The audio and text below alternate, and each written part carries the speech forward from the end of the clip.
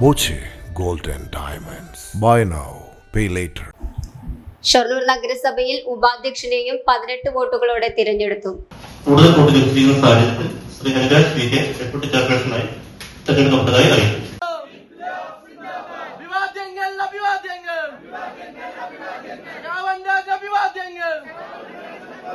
വിവാദങ്ങൾ നേരുന്നു ചാർത്തുന്നു. ഇൻകുലാബ് സിന്ദാബാദ്. സഖാവേ അനുരാജ്, പോരാളികളുടെ ധാരാളി, നിങ്ങൾക്കായിരം അഭിവാദ്യങ്ങൾ. കുളപ്പള്ളി UP സ്കൂൾ വാർഡിൽ നിന്നും വിജയിച്ച VK അനുരാജാണ് ഉപാധ്യക്ഷൻ.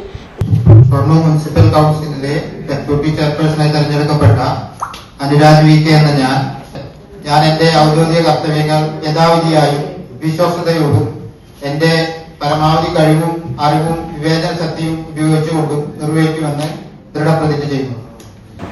BJPയുടെ EP നന്ദകുമാറിന് 12 വോട്ടും കോൺഗ്രസിലെ K കൃഷ്ണകുമാറിന് 5 വോട്ടും ലഭിച്ചു. തിരഞ്ഞെടുപ്പ് കമ്മീഷന്റെ നിർദ്ദേശപ്രകാരം സ്ഥിരം സമിതി അധ്യക്ഷൻ തിരഞ്ഞെടുപ്പും നടക്കും. അധ്യക്ഷയെ സ്വീകരിക്കാനെത്താത്ത മുൻ അധ്യക്ഷൻ MK Jayaprakash ഉപാധ്യക്ഷനെ സ്വീകരിക്കാനെത്തി.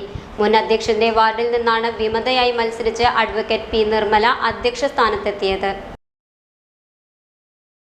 Time kids pre school, Mannanur road, Vaniyamkulam.